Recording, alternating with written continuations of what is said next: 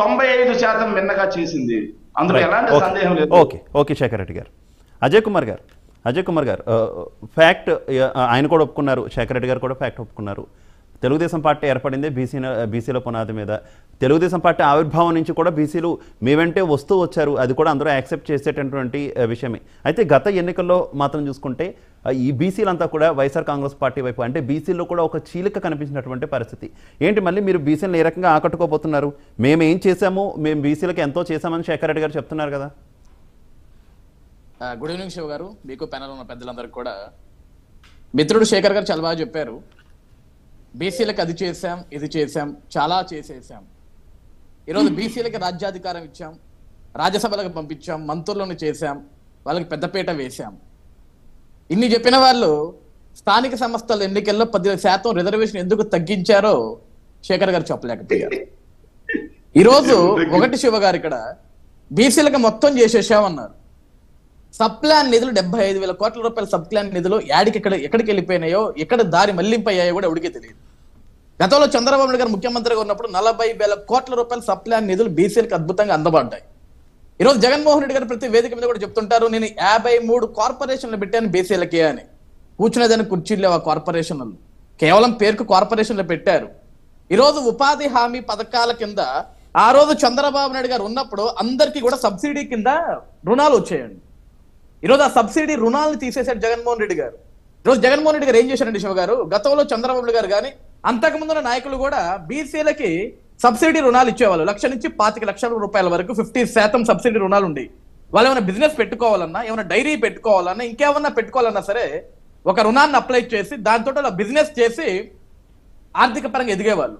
కానీ జగన్మోహన్ రెడ్డి గారు వచ్చిన తర్వాత ఏం చేశారంటే అసలు ఈ సబ్సిడీని అనేదాన్ని, ఈ రుణాలు అనేదాన్ని ఎత్తేసి నేను కార్పొరేషన్లు పెడుతున్నాను, మీకు చేదోడు ఇస్తున్నాను, చేంతాడు ఇస్తున్నాను, చెకోడీలు ఇస్తున్నానని చెప్పేసి సంవత్సరానికి 10,000, 12,000, 15,000 ఇస్తున్నా అంటున్నాడు. అంటే ఈయన ఏం చేశాడంటే అండి, ఎవరి కాళ్ళ మీద వాళ్ళు బీసీ సోదరులు అందరూ కూడా నిలబడే స్థాయి నుంచి జగన్మోహన్ రెడ్డి గారు భిక్ష వేస్తే ఎదురు చూసే పరిస్థితికి జగన్మోహన్ రెడ్డి గారు ఈరోజు దిగజార్చారు. ఈరోజు బీసీలకు చాలా అన్యాయం చేసామని చెప్తున్నారు కదా. ఈరోజు ఆయన శేఖర్ రెడ్డి గారు, సార్ 15 సంవత్సరాల యువకుడు అమర్నాథ్ గౌడ్ మా అక్కని వేధించొద్దు అన్న పాపానికి పెట్రోల్ పోసి తగలబెట్టేశారు సార్ ఆ పిల్లాడిని. ఏం తప్పు చేయలేదు ఆయన. అమర్నాథ్ కూడా ఒక బీసీ కుటుంబీకుడు, 15 సంవత్సరాల యువకుడు సార్. అక్కడ మా అక్కని వేధించొద్దు, చదువుకుంటుంది, దారికి అడ్డు కాయొద్దు అన్నందుకు ఆ పిల్లాన్ని పెట్రోల్ పోసి తగలబెట్టారు. ఆ పిల్లడికి న్యాయం లేదు. ఈరోజు నందం సుబ్బయ్య గారిని వేటాడి వేట కొడవలతో నరికి నడి రోడ్డును పడేశారు. ఆయన ఒక బీసీ కుటుంబ సభ్యుడు. మాచర్లలో తోట చంద్రయ్య గారిని గొంతు పీక కోసి కొడవలతో చంపేశారు. ఆయన ఒక బీసీ కుటుంబ సభ్యుడు. ఈరోజు జగన్మోహన్ రెడ్డి గారు ముఖ్యమంత్రి అయిన తర్వాత 26 మంది బీసీ కుటుంబీకులు హత్య గావించబడ్డారు. 100కు పైగా భవన నిర్మాణ కార్మికులు ఆత్మహత్యలకు పాల్పడ్డారు శివ గారు. ఈరోజు 150కి పైగా కులాలు ఉన్న బీసీ సోదరులు, బీసీ కుటుంబీకులు, కేవలం ఒక ఇసుక దొరికితే ఇసుక మీద అనేకమైన వర్గాలు పనులకు వెళ్ళాల, పనులు జరగాల. ఈరోజు కేవలం ఒక ఇసుకను ఆపేసినంత వరకు అసలు ఈ ఆంధ్రప్రదేశ్ రాష్ట్రంలో ఇసుక బంగారం కాదు, డైమండ్ కంటే ఎక్కువ ధర పలుకుతుంది. అయితే అజయ్ కుమార్ గారు, మీరు కూడా రీసెంట్ గా ఒక బీసీ డిక్లరేషన్ అనేది ఇచ్చారు జనసేన పార్టీతో కలిసి. ఏంటి ఆ బీసీ డిక్లరేషన్ ఎంతవరకు అమలు చేయగలుగుతారు, ఎంతవరకు దాంట్లో వాస్తవాలు ఉన్నాయనుకోవాలి, అలాగే ప్రజలు ఎంతవరకు, ముఖ్యంగా బీసీలు ఎంతవరకు విశ్వసిస్తారని అనుకుంటున్నారు ఆ డిక్లరేషన్ ని? తప్పకుండా విస్మరిస్తారు శివ గారు. ఎందుకంటే నారా లోకేష్ గారు యువగలం పాదయాత్రలో అసలు బీసీ డిక్లరేషన్ పుట్టిందే లోకేష్ అన్న పాదయాత్ర. ఎందుకంటే బీసీల ప్రతి కష్టాన్ని తెలుసుకున్నాడు, అడుగడుగునా వెళ్ళాడు. నిజంగా ఆంధ్రప్రదేశ్ రాష్ట్రంలో జగన్మోహన్ రెడ్డి గారి వల్ల బీసీ లబ్ధి చెందు ఉంటే లోకేష్ గారు 3,000 కిలోమీటర్ల పాదయాత్రలో అనేక సార్లు జైహో బీసీ మీటింగ్లు పెట్టారండి. మేమేం జనాన్ని తరలించలా, లేకుంటే బీసీ నాయకులు రామని చెప్పేసి మేము ఎవరిని అడగల. ఈరోజు వాళ్ళ కష్టాలు చెప్పుకునే దానికి, వాళ్ళు పట్టే ఇబ్బందులు, ఈ గడిచిన 5 సంవత్సరాలు జగన్మోహన్ రెడ్డి గారి పరిపాలనలో వాళ్ళు ఏ విధంగా నష్టపోయారు, ఆర్థిక పరంగా కానీ, సామాజిక పరంగా కానీ, ఈరోజు వాళ్ళ కుటుంబాల పరంగా కానీ, వాళ్ళ బిడ్డల భవిష్యత్తు పరంగా కానీ ఏ విధంగా నష్టపోయారు వాళ్ళు చెప్పారు.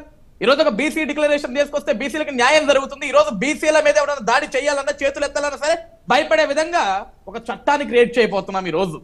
ఈరోజు ఒక విషయం శివ గారు, మేము ఏం చెప్తున్నామంటే, వీళ్ళు ఏంటంటే మేము అది చేశాం, ఇది చేశాం, వాళ్ళకి కిరీటాలు పెట్టాం, కుర్చీలు ఇచ్చామంటున్నారు. సార్, కిరీటాలు పెట్టి కుర్చీలు ఇచ్చినంత మాత్రాన్ని బీసీలని మీరు అత్యున్నత స్థాయికి తీసుకెళ్ళినట్లు కాదు. ఈరోజు లక్షల మంది సంఖ్యలో ఉన్న బీసీలు, ఆంధ్రప్రదేశ్ రాష్ట్రంలో 50% ఉన్న బీసీలకి ఈరోజు ఏ కుటుంబకాలకి మీరు న్యాయం చేశారు సార్? ఈరోజు తన కాళ్ళ మీద తాను నిలబడే స్థాయి నుంచి అయా జగన్మోహన్ రెడ్డి గారు నువ్వు భిక్ష వేస్తే తప్ప మేము బ్రతకలేము మాస్టారు, కాస్త డబ్బులు అయిన ఆయన అని అడుక్కునే పరిస్థితికి దిగదార్చారు. రైట్. ఈరోజు స్థానిక సంస్థలు ఏం పాపం చేశారు సార్? 34% రిజర్వేషన్ ఉన్న బీసీని 10% తగ్గించి 24% చేసి దాదాపుగా 16,400 మందికి స్థానిక సంస్థలో పోటీ చేసేదానికి అర్హులు కాకుండా చేశాడు. ఇదేనా బీసీలకి న్యాయం చేయటం అంటే? ఆ రోజు నుంచి ఈ రోజు వరకు చెప్తున్నా 1983లో విశ్వవిఖ్యాత నట సర్వముడు స్వర్గీయ శ్రీ నందమూరి తారక రామారావు గారిని తెలుగుదేశం పార్టీ పెట్టినప్పుడు బీసీలకు అండగా దండగా ఉండి బీసీలని రాజ్యాధికారంలో కూర్చోబెట్టింది తెలుగుదేశం పార్టీ. బీసీలను గుర్తించింది తెలుగుదేశం పార్టీ. అప్పుడైనా ఎప్పుడైనా సరే తెలుగుదేశం పార్టీ అండగా ఉండేది బీసీలు మాత్రమే. Right right right. Ajay Kumar గారు మనతో పాటు జాయిన్ అయ్యారు.